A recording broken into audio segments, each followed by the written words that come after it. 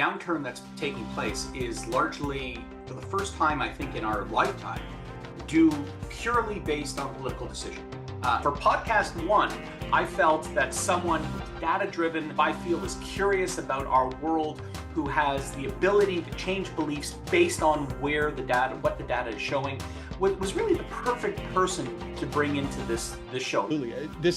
It's a weird one because you're right. This is almost like recession by decree. It's like the president has decided that he wants to upend global trade. He wants to kind of engineer a recession for the rest of the world and for them.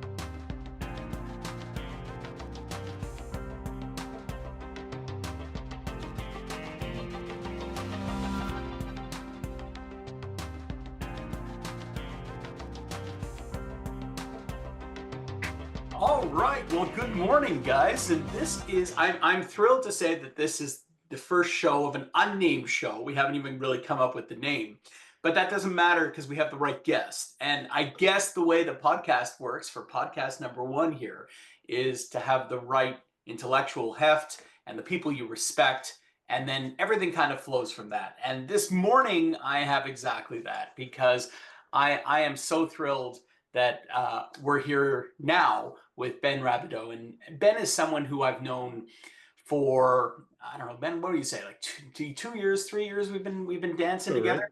Yep. And in that time, I've just come to respect him completely. There's few people that you can look at and you can say, like, this is someone who, when they speak, I listen. Ben is one of those guys, and one of the reasons that Ben is one of, and Ben, you'll permit me, I'm gonna fluff you up for the first couple of minutes here, and then make it all exciting, but it's all true. One of the reasons I so respect Ben is because I feel that Ben is driven by data. It's really interesting when you hear people speak about issues. And Ben really, as you're going to discover today, Ben really speaks about the same issues I do. The economy, the macro, the housing issues are things that he's immersed in. But Ben, who runs Edge Realty Analytics, is really someone who cares very much about the raw data. And is guided by what that data says. After all, that's what he does. He provides this data to institutions, major financial institutions, that then place real money on these bets. And I guess to some degree, the only way you could do that is not to be guided by your own beliefs or anything else. We all have them. But I've watched Ben turn on a dime based on what the data is starting to show, and then ask those leading questions that says, well, okay, is there something that I can challenge in my own beliefs? And are there ways that I can rethink this issue? So we're just post the Canadian election now. We have a whole lot of changes that are happening to the Canadian economy, to the housing economy, and to everything else that goes along with it. And so for podcast one, I felt that someone who was data-driven, who I feel is curious about our world, who has the ability to change beliefs based on what the data is showing, was really the perfect person to bring into this show. Now, just as a matter of course, just to set the groundwork, I think Ben, if we were to just put some colors to it, I think I fly more red. I think Ben flies more blue. And for the American viewers, all two of you that may actually be in on our first podcast, red is the Liberal Party here. Conservative is the Blue Party. But I think we both have a healthy respect for one another's positions, and that we can both be convinced by one another's positions, which is why I think it's going to be such an interesting dialogue today. So, Ben, welcome to the show. Mark, that's the most generous introduction I've ever gotten, and it's an honor to be your first guest. Well, it's all true. It's all true, my man. Also, I should tell people, Ben has paid for our dinner several times, so it's not as if I don't need to suck up here. I do. So Ben, thanks for coming. So what a landscape since I think you and I have last formally spoken. I mean, we have a new government. We have a whole bunch of American policies that have come into place since the new year. Ontario, Canada, I think, is just trying to learn to deal with the change. What's your take on the ground? How do you feel? Firstly, what do you think is the present state of our economy at the present time? I know that's a really large general question, but I think it's going to delve into the specifics. Where do you think? Where are the institutional players? What are they saying about Canada at the present time, given what's been happening? Yeah, no, I think it's a perfect spot to start. We can kind of go from the high level and then zoom down wherever you want. This is a challenging time for the Canadian economy. This uncertainty out of the U.S., we're seeing a couple of immediate fallout and then some longer term implications. So on the immediate front, if we look at what's happening with consumer and business confidence, it's absolutely been decimated. We've seen the lowest prints on record in March for both business and consumer confidence in the fallout of this whole trade war. So it has fundamentally altered people's view on the state of the economy, on the state of their businesses. And what we know is that when consumers and businesses lose that confidence, they stop spending, they stop investing, they stop hiring. And so that has downstream implications for the economy. We're only starting to see it in the labor market data. We had 1 month of really soft data last month. We're going to get a jobs report tomorrow. I'd be pretty surprised if it comes in good, right? Given some of the headlines we got last month about jobs being cut. And so that's kind of the state of play in terms of like what this means for the economy. If you go back to kind of the first quarter of the year when the trade tensions first started ratcheting up, there was at one point threats that we would get 25% tariffs. And the analysis from the Bank of Canada suggested that if that was implemented from the US, we would see something akin to a 4 percentage point cumulative decline in GDP, peak to trough, which is about on par with what we saw during the financial crisis. So we were looking at the potential for a very steep economic slowdown. Now, thankfully, I guess it looks like that 25% tariffs off the boards. Who knows? We've got at this moment, we have tariffs on aluminum, we have tariffs on steel, we have some tariffs around some non-CUSMA compliant autos, and that's kind of it for now. But there's a threat still that we will also get this kind of global 10% base tariff applied, which has kind of been Trump's base mark tariff.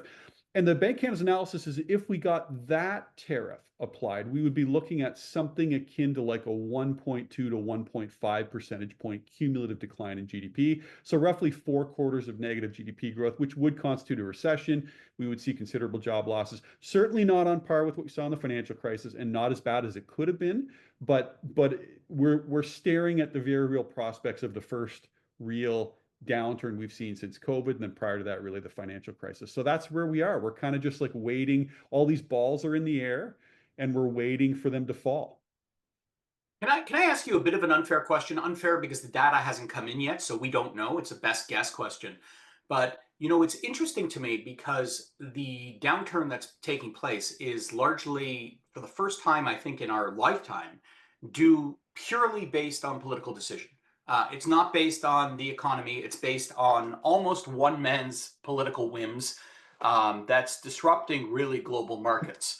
And to that end, as opposed to people realizing that they're in a recession only after they start a couple of months of feeling it and then the data reflecting it, people are anticipating a recession here in a way that I haven't seen happen before. I think, and so my question is, the fact that this is stemming from politics and not basic economics, does that affect how quickly we're going to enter into a recession and how quickly we may be able to come out of it if that political decision changes? Yeah, absolutely. It's a weird one because you're right. This is almost like recession by decree. It's like the Hmm. president has decided that he wants to upend global trade. He wants to kind of engineer a recession for the rest of the world and for them, it appears. And could he easily unwind it if the political winds started to shift and turn against him, especially as they get closer to midterms? Yeah, absolutely. Now, the issue is you've already created some long-lasting impacts around trade deals. Like who's going to trust? Like we just signed, what's so frustrating for Canada is we negotiated with the prior Trump administration the predator or the CUSMA, which preceded NAFTA, or which came, or I'm sorry, which followed under NAFTA.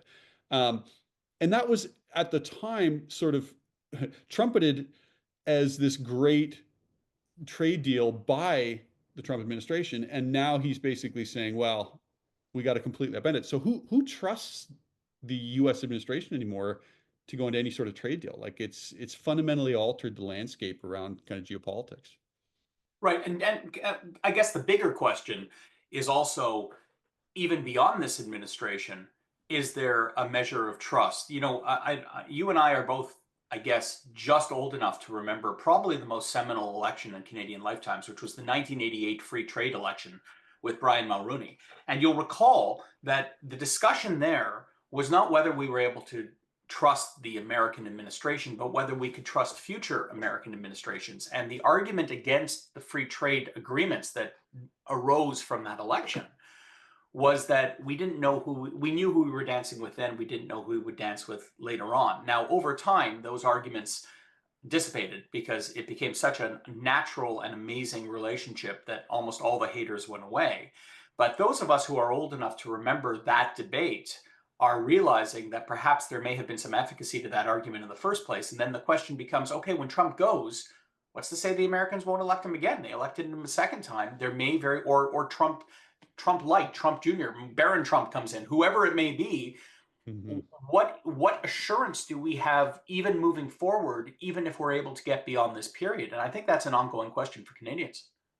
No, 100%. That's exactly what we're wrestling with. And it's not just Canadians. If you look around the world, there's just a fundamental rethinking around how governments and institutions view the creditworthiness and the trustworthiness of the United States, right? And I think like one of the things that I think when we look back in history, and this was not related to this trade discussion, but one of the kind of seminal moments that I think we will look back at is at the onset of the Russia-Ukraine war, when the United States basically seized Russian assets, seized their holdings of U.S. treasuries, which was a complete, like everyone up to that point assumed that regardless of your relationship with the U.S., they viewed their obligations in those debt securities as being pristine and completely, safe collateral. And Right. and now all of a sudden they've said, well, actually, if we consider you to be in our bad books, we can just X those out. And everyone around the world went, oh shit, right? And so that I think was the first sign that maybe we're seeing a shift in the US's own attitudes around their position in the world and how we should view those prior relationships. Right. Well, not that I envisioned quoting Spider-Man in my first podcast, but being the world's reserve currency comes has great rights with great responsibilities, right? And one of those responsibilities is, and I guess there's always going to be bad actors in the world, but the idea is that if you want to be the reserve currency, you have to allow for true monetary use of your base currency, because the whole idea is that it becomes the lingua franca in which we can all communicate, right? Like every one of us can use US dollars instead of taking an Algorian, whatever it is that they use, and transferring it over to a Mexican peso. It doesn't make sense. It makes much more sense to have a global currency. You're correct. When they took their action against Russia, which isn't the first time that, I mean, they put actions on Iran in the past and other countries as well, but Russia was definitely the largest action that they took. They started politicizing their privilege as the world's reserve currency in a substantive way. And to some degree, they continue to politicize it. I mean, what they are, if you think about the way that Trump has actually defined unfair trading, he's doing it from the perspective of trade deficits. And trade deficits largely derive from being the world's reserve currency, the safe place to actually put your dollars and your savings. And to the extent that he's now choosing to punish people for the fact that people are currently using the American dollar as the reserve, people are starting to turn around and saying, well, okay, are you not ready to take your responsibilities along with your rights? You get the rights of basically unlimited. There's no one who, when they enter into a problematic circumstance, can go to their bank and say, please lend me money now. That's when the banks start tightening the purse. But the Americans are different with their reserve currency. When they run into trouble, they can literally print money and the world will pay them to do so. That's the power of the reserve currency. And if they sit there and start conflating trade deficits, which naturally, because there's money that's flowing into America because of its reserve status. I mean, what they're doing is they're tinkering with, I mean, the best zero interest loans. That's what they're tinkering with, and the bond market is starting to reflect it. Yep. What are you hearing from your American counterparts about the bond market, about the stability of the Americans' as the center of the financial world. I know you deal with a lot of American financial institutions, and oftentimes they, I guess for the past 70 years, they've had the ability to just kind of look inward and they were still the center of the world. Are they seeing the shifts that so many of us are seeing outside of the United States vis-a-vis their own internal economic markets? Yeah, it's not a topic I've discussed at length, but I do know that the view has been that the US markets have been kind of the sink of global capital for most of the past decade, right? And we know that that's reflected in valuations in some of the US markets. Um, but you've had this kind of like constant flow out of the rest of the world into US assets. And now you're starting to get the sense that there's sort of a reversal where people are starting to repatriate some of that capital. And that could be a long process. Like it could be a number of years where the US markets maybe chop or just grind, and international markets that had not done as well all of a sudden become these beneficiaries of these capital flows. That seems to be kind of one emerging potential theme. But like my clients are not a uniform group of thinkers, so they would have very disparate opinions on that. But that is one of the interesting things we're starting to see is there does appear to be some capital flow out of the US and kind of being repatriated abroad. Hmm. I heard David, I know we have to get to Canadian politics and housing markets and everything else, but let's just keep it international for just a second because it's interesting stuff.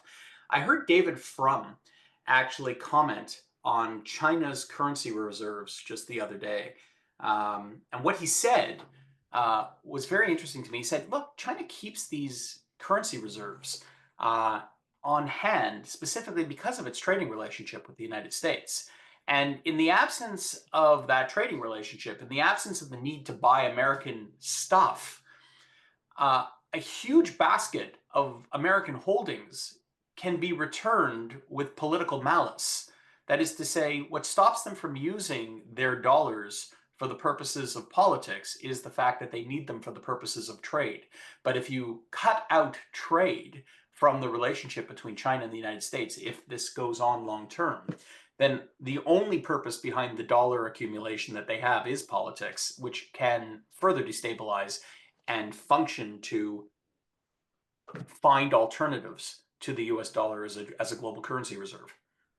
Yeah, I think that's probably right. And this is probably beyond the scope of what we'd planned to talk about. But what I would comment on, and what I think the US administration is starting to recognize, is when a country runs a trade deficit, like the US is kind of griping about right now, it means that they run a capital account surplus. So in other words, if they're the benefit. So think about it this way: if you're a country that is selling a lot of goods to the U.S., then definitionally you are accumulating U.S. dollars, right? Because you're selling goods to the U.S., you're getting their dollars. What do you do with those dollars? Chances are you recycle them back into the U.S. bond market, the U.S. stock market. And so one of the things that I think we're starting to discover is as Trump is trying to reduce this trade deficit and threaten all of these flows, uh, we're realizing like, geez, if we do that, we're probably going to have much less demand for our bonds, for example, or our Right. financial assets because we are the beneficiary of those capital flows back into the country as we sell our goods. So you're probably not sitting in a world where interest rates are 1 or 2% if you are rethinking those trade relationships. Very interesting. All right, let's turn our attention closer to home. I know we start international, but let's move to Canada. So we've had a recent election, and I think you, myself, and so many of the colleagues that we respect were somewhat tired. I think is a fair way to say it of the previous government and their approach. But most particularly beyond social issues, because there's active disagreement on those. Um, Economically, I think the proof was in the pudding. I think at the end of the day, Canada did not perform very well for the past 10 years. On a productivity level alone, we spent a good deal of our dollars building places, washrooms in the sky, not active businesses. And our productivity, along with, by the way, a lot of other jurisdictions in the West, Australia, New Zealand, Europe, Mhm. but relative to our closest peer, America, we have a productivity crisis for sure. And I think you, myself, and so many others saw this election as a time to perhaps punish the party that had caused that circumstance. And then also, more importantly, because we care about this country, reconstitute ourselves and become the power that we know we could be. Of course, Carney came into power. What are your thoughts? Well, I think I remember talking to you probably 3 or 4 months ago, and you being fairly despondent about the state of the Liberal Party in the polls, and we've seen this incredible about face, and here we are with them having a minority and a very good chance at ending with a majority if they get a couple people across the floor, which is entirely plausible at this point.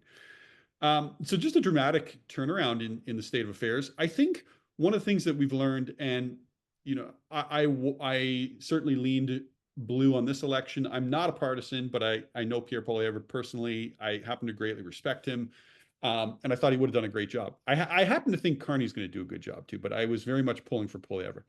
One of the things I think that we discovered, though, is that the threat of U.S. relations souring, and especially the moment Trump uttered the words 51st state, it just put the conservative movement in such a bind, because whether they like it or not, they have there's a decent chunk of their kind of traditional base that actually doesn't mind Trump. And so what do you do if you are the leader of that party? It's very difficult to come out and just slam them and say all these things. And to the Liberals' credit, they took that view. They tapped into that being kind of the key election question, and they ran with it. And they also, to their credit, recognized that some of the policies of the past decade have been disastrous, and they did a complete 180, and they threw the prior group under the bus, and they frankly just they took some of the more popular policies from Pierre Poilievre. That's the way the game is played. You don't have to love it, but that's the way the game is played. You see a policy that's popular, you grab it,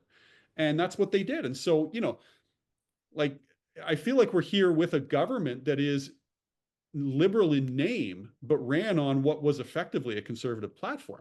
So it's this weird situation where you're kind of like, yeah, they're liberal in name, but a lot of the policies had a lot of overlap with what Poilievre's people were putting forward. Yeah, it's amazing to me how different. Canada's different than the States. Really, one person controls it all. If they have a majority government, one person controls the entirety of the feds. And one place that I did fail the Conservatives, I understood why they were making the argument. They had to, but I didn't believe it, is the idea that Carney was advising Trudeau, and thus it was Carney's government all along. No, anyone who knows Trudeau, and I know many people who were very close with him, knows that he was a pig-headed, stubborn guy who basically saw his way clear, took his advice, and then ultimately made his own decisions. Some of those decisions were not financially advantageous for this country. When Carney took control, you're right. It was. I think we were joking about it. It's almost like that guy that stands on top of the. The Conservatives call it no spine, but the blow up doll on top of the used car, like that just kind of goes in the wind wherever it goes. In the wind. That's kind of what the Liberal Party feels like. It's like, what's that? We had this carbon tax gone, and by the way, let's get pipelines across the entire country and Quebec. That whole thing that we've had for the past 30 years. You're going to listen and you're going to get this done. Like it is just such a 180, but. In saying that, I'm not sure that that's a bad thing. The Conservatives, and I want to get your opinion on this, the Conservatives make that out to be spinelessness or flip-flopping. There's a whole bunch of words for it in the States where, by the way, the party positions are stayed. Like, there's no way that you're ever going to convince the Conservative Party that perhaps there should be allowances for abortion. There's no way prime issues ever change. But in Canada, as we have plainly just seen before our eyes, there's no such thing as positioning at all. Parties can go wherever they want. And I think if I think about it, that's not necessarily a bad thing. I mean, it's aggravating for those people who wrap themselves in colors, because at the end of the day, thank you very much. I've been sitting there in Ottawa in my truck, and I've been protesting this, and now you're just going to take it and win an election on that when I've put my heart and soul into the, like, if you really identify with the party, I could see it being frustrating. But for the benefit of Canadians, I mean, if you're just pursuing the best policy, why do you care which party is doing it? Like, if pipelines are the right policy, and if we need to unleash Alberta at this point because our auto industry is going to be destroyed by Trump down south, why is it a bad thing that we have governments that are pursuing the right policies? I mean, isn't that what we should be caring about at the end of the day? Yeah, that just sounds way too pragmatic. I agree with you. That's exactly right. So on one hand, I had nothing good to say about the prior Liberal government, and it would have been, well, I shouldn't say nothing, very little. Um, it would have been fitting for the Liberal Party to have had a bit of a timeout, just to kind of reflect on the extent to which they've kind of, you know, strayed away from that sort of center, maybe And slightly healthy. center left, And right? healthy for our politics, right? Like, It would have been. It would it's have been. good to be in the.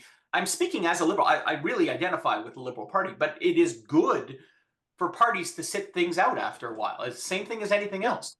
Yeah, no, that I think that would have been good. But they sort of had this kind of like come to Jesus moment mid campaign where they turfed Trudeau.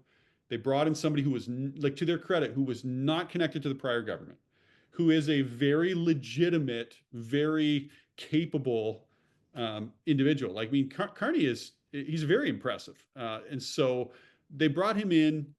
You know, they did everything right on this campaign, and so it's hard to fault them. And you're right. Like, at the end of the day, are you pulling for the policy or are you pulling for the party? I personally really like Pierre Poilievre. I consider him a friend, and I really wanted him to win.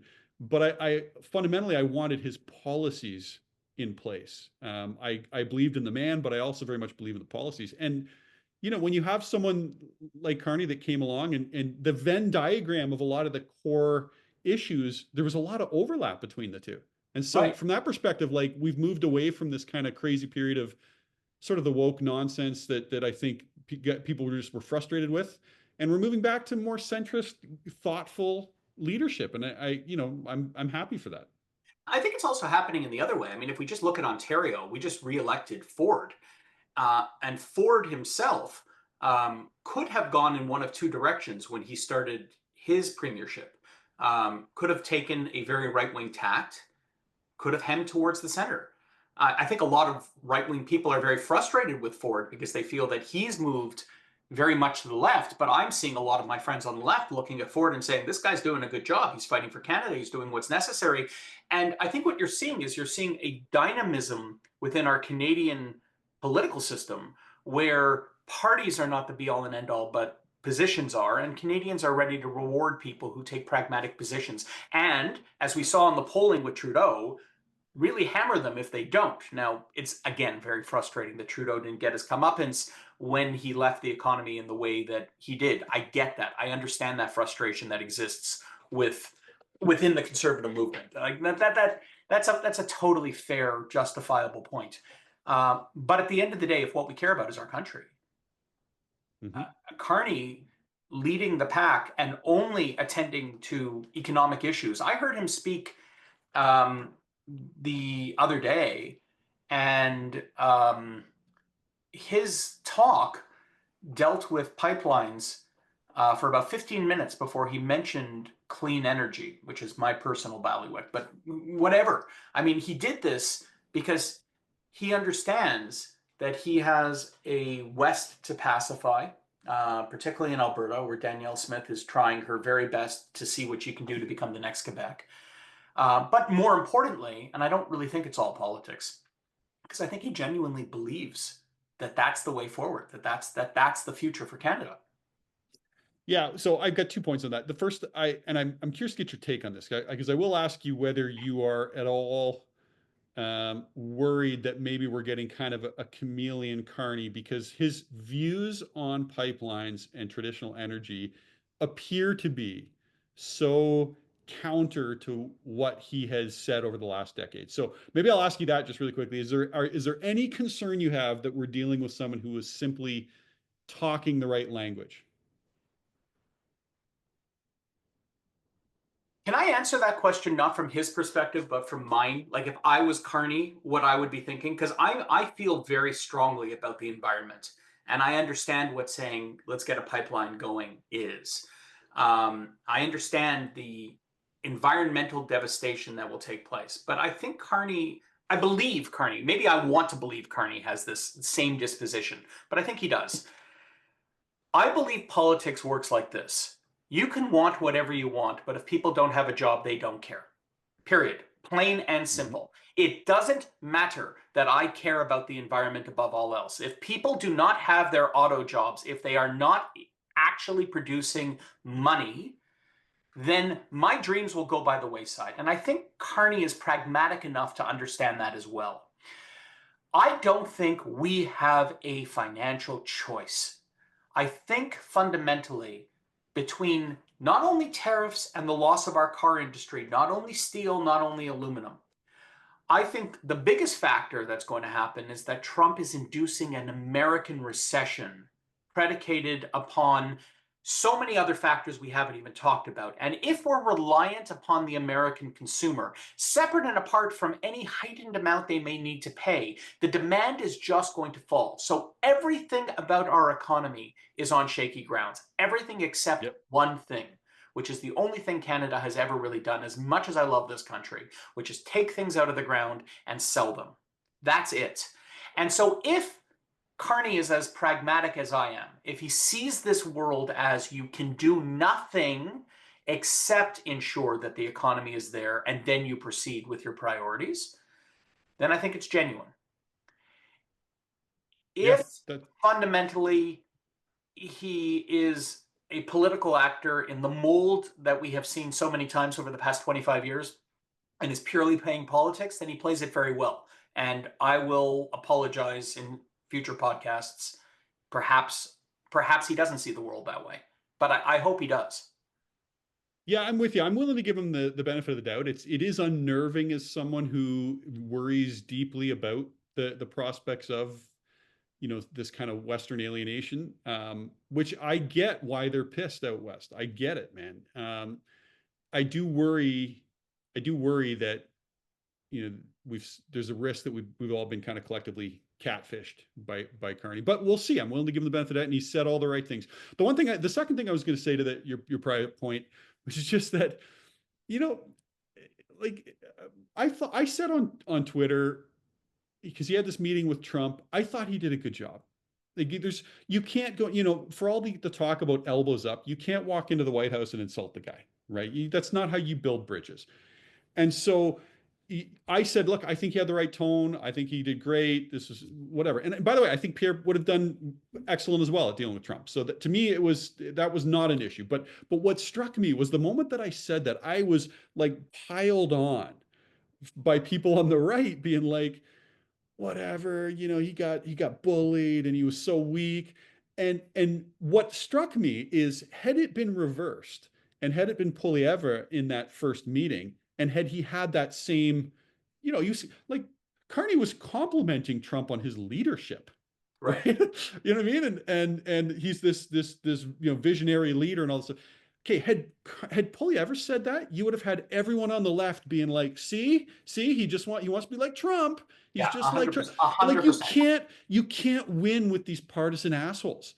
Like, You listen, are the a hundred guy's doing percent what he's correct. trying to, like, There. he's, yeah.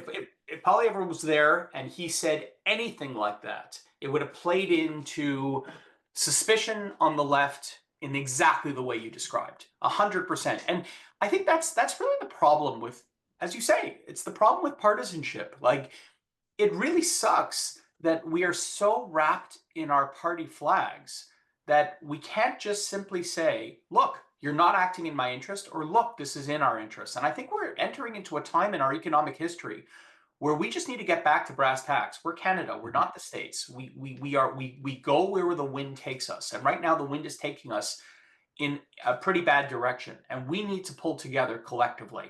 It is totally fair to criticize whoever the leaders are, but it is not fair to ultimately see them as nefarious actors when they haven't done anything. I'll give you an example that the liberals have done continually.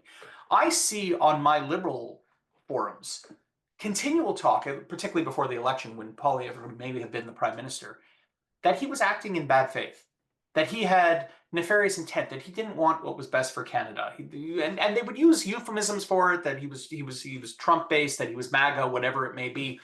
But what they actually meant is we can't trust this man to act in our best interests. But nothing about what he has ever done in his entire life suggests to me that he doesn't have Canada's interests at heart, or that he's a corrupt soul, or that he is trying to do something outside of the political norm. Like Trump, truly, he's taking $5 million dinners. He has established a meme coin so that people can bribe him with foreign currencies. Like this is corruption at its core, and it will mean that if not corrected, the American experiment itself is in jeopardy. Poilievre has never done anything that is anything other than politics. You may disagree with his politics, but that's what it is. It's a political disagreement.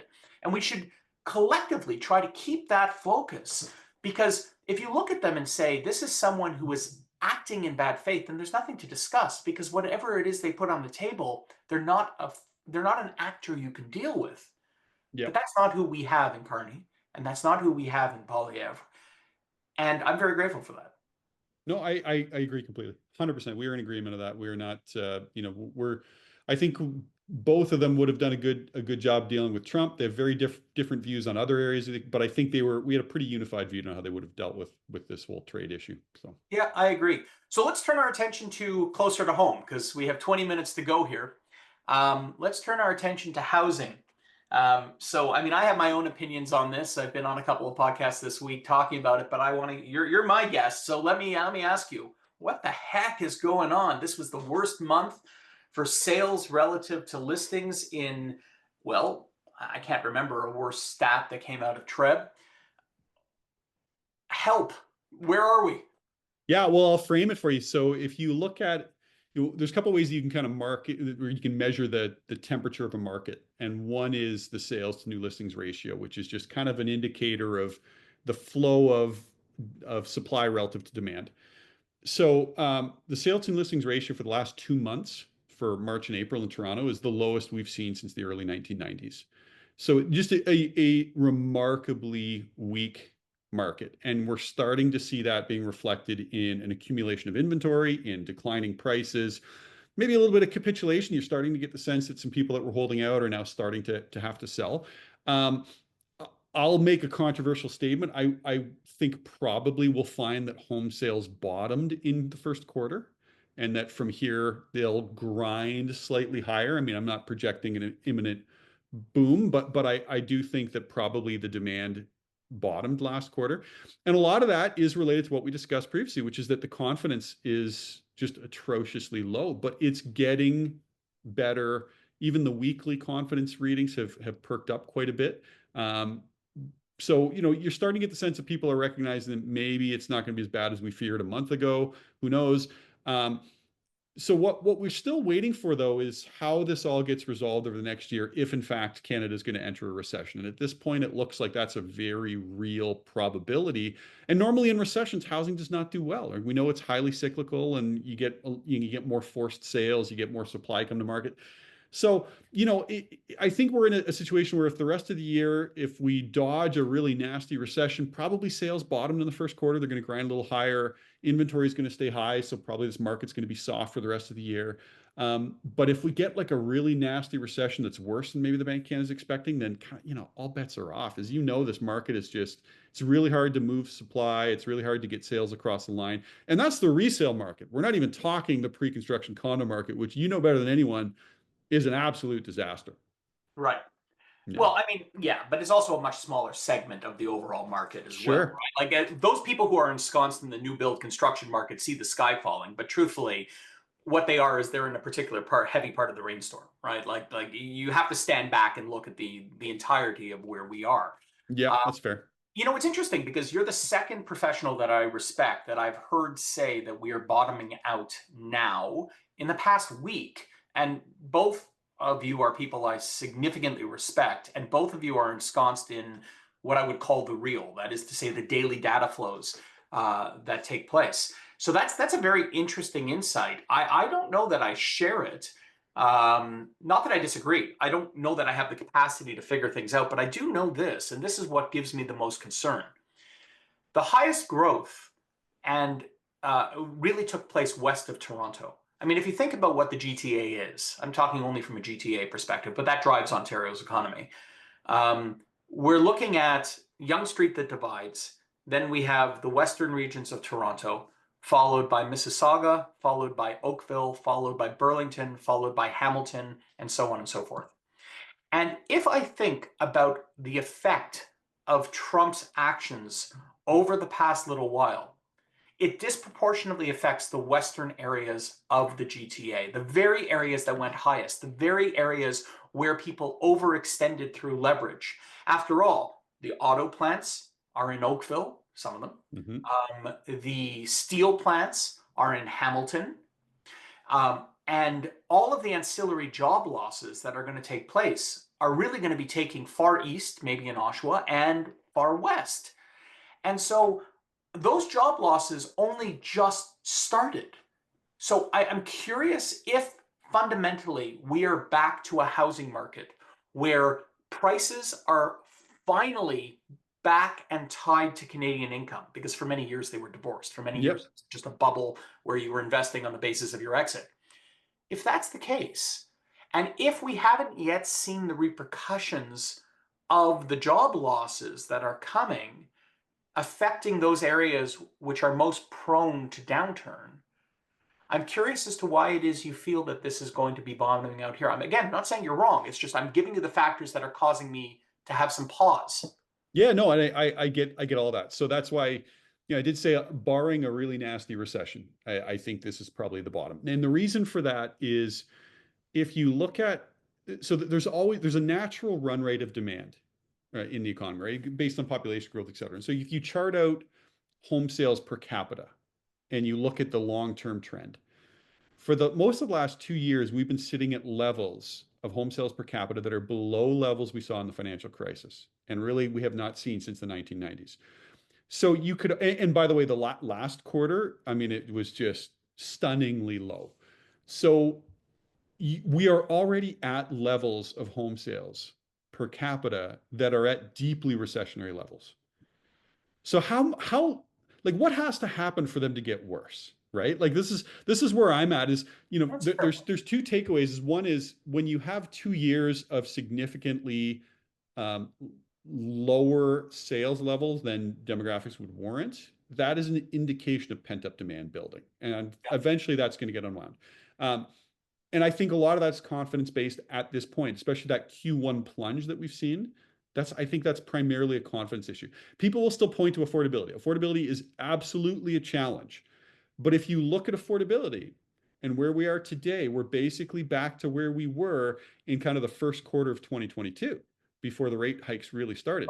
Now, if you go back to what home sales looked like back then, they were almost 50% higher than they are currently. So it's not like Canadians couldn't find a way back then. So, I'm not projecting a return to boom times, but I could very easily envision a scenario where home sales are to 10 to 20% higher from here as we move through the year. That still leaves them at pretty shitty levels, right? That's not a great level of demand, but we're just up off these already deeply recessionary levels that we're in currently. Interesting. That's a hot take. It's going to give me a lot to think about. Actually, Ben, over the years, you've given me a lot to think about. And one of the things that you said that has always lived for free in my mind since you said it, and I want to bring it up because it's the last topic I want to talk about today, had to do with immigration.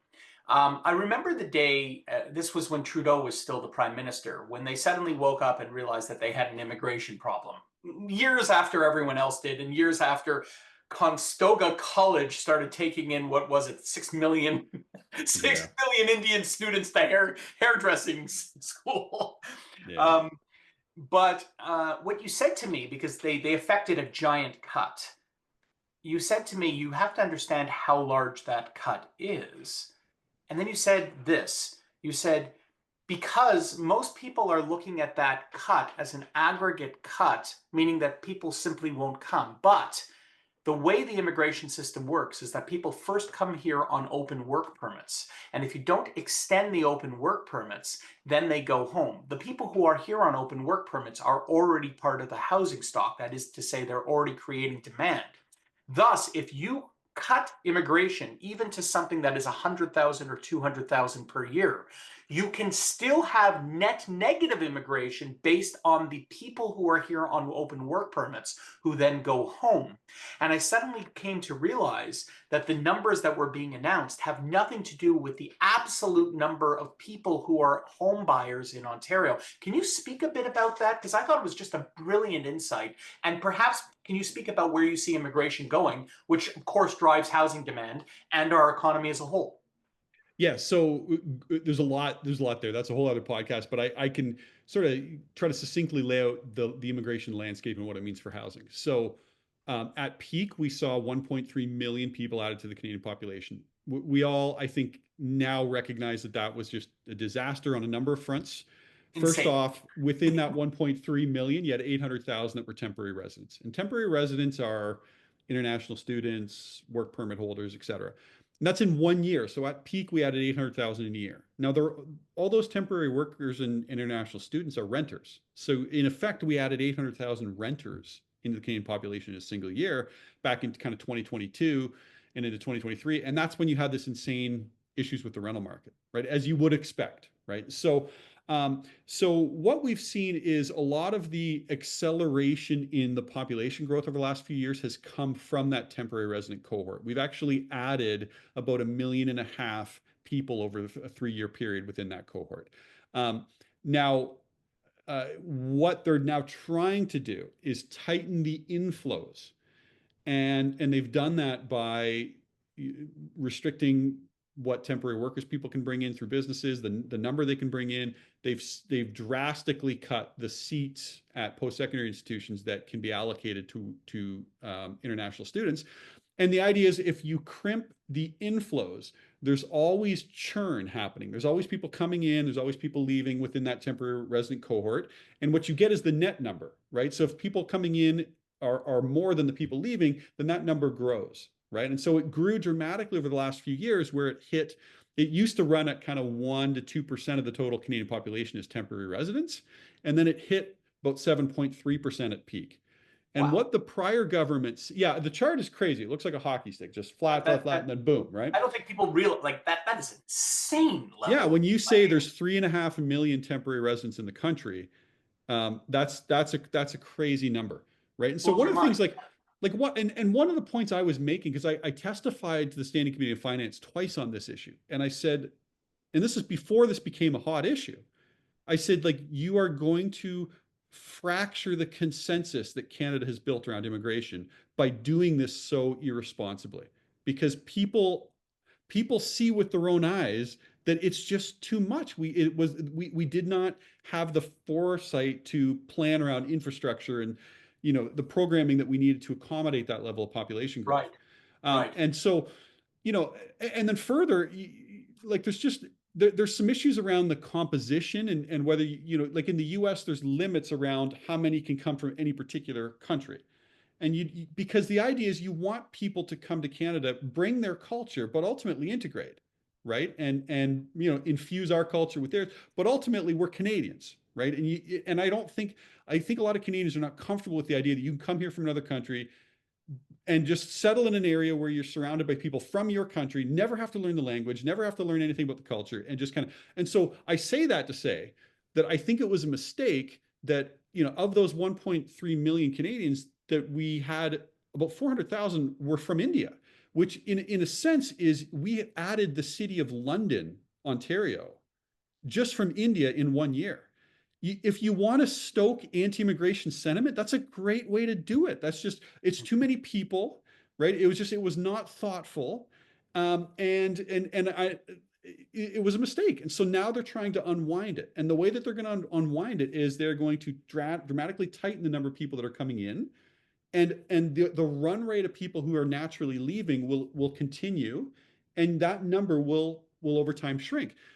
Where it becomes a main issue for housing is that they're projecting we're going to see a decline of roughly 400,000 temporary residents annually over the next 2 years. That's a lot of lost rental demand, right? Right. If you think about it. Right. And so you might also say, their projections are that population growth is basically going to go to zero for 2 years. So you might look at that and say, well, how Right. can you project that home sales are going to So, do a little better if population growth is zero? And what I point to people is the number of permanent residents coming into Canada is still relatively strong. It's still 400,000 permanent residents. Those are your home buyers. But you're getting a reduction of 400,000 temporary residents, which are your all in renters. the rental stock. So you're going to see That's this divergence between like home sales start to perk up. Rents are just, I think, are going to be really soft for a couple of years. that's so fascinating because, as you know, my thing is in the new construction space where I deal with the crap that's taking place there every day. But what I've determined from the new construction space is that the contagion from new construction spreads through rentals as well, because this housing stock that has been built in these condos that are coming to market only have one best use, and that is residential rents. You can't reconvert them to any other substance. So whoever ends up with them, whether it's a bank, whether it's the builder, whether it's an end user, doesn't matter. It's going to be put to rent. And what that means is massive amounts of products are going to be flooding to the market. And on your point, we have lesser demand from people. And all of this is exhibiting itself in lower and lower rents. And if Canadians have traditionally afforded their low incomes or augmented their low incomes through rent and rental stock, regardless of whether they invested in the past couple of years, just if they have a basement tenant or if they ultimately have a roommate because they're a kid at university that owns a car, whatever it is, if that starts lowering, then that generally affects all Canadian baseline revenues. Yeah. And here's where I 100% agree. And here's where it also gets interesting is um, one of the successes of the prior government, and this does not go widely reported, but I will give this props to the prior government, is that their introduction of the CMHC MLI Select program, which is a program that funds the development of rental stock, was enormously successful to the point where today we have 150,000 purpose-built rental units in the construction pipeline.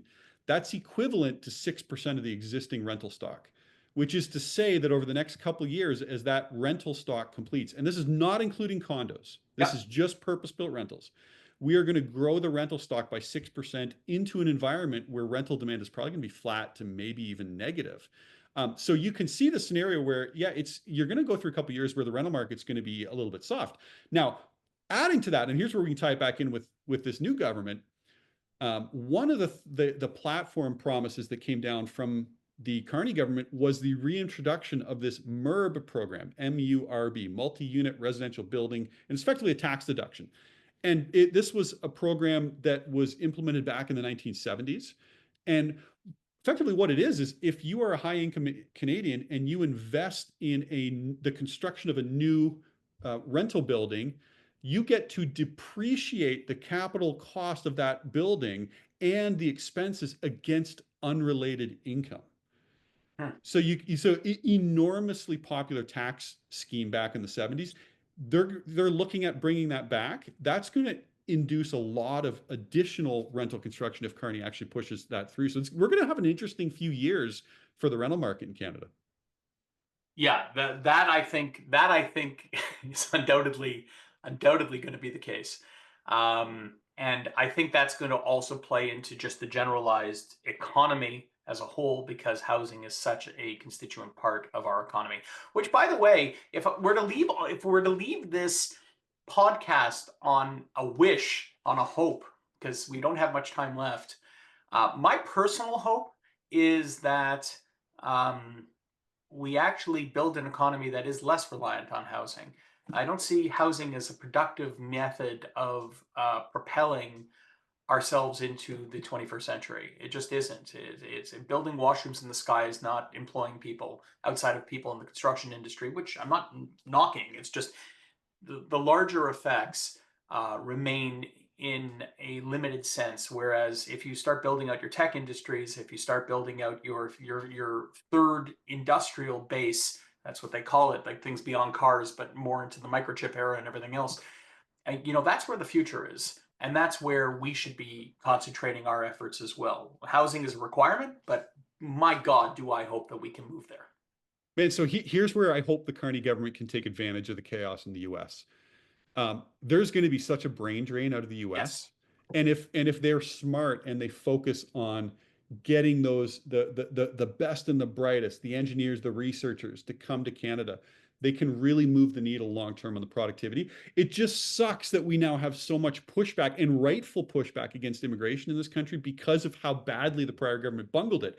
Had we not filled 3 million spaces with Tim Hortons workers and Uber drivers, we would have the goodwill from the Canadian population to bring in some of the best and the brightest that are now fleeing the US. And instead, we're going to have this fight over it because, immigration equals bad because of how badly it was bungled.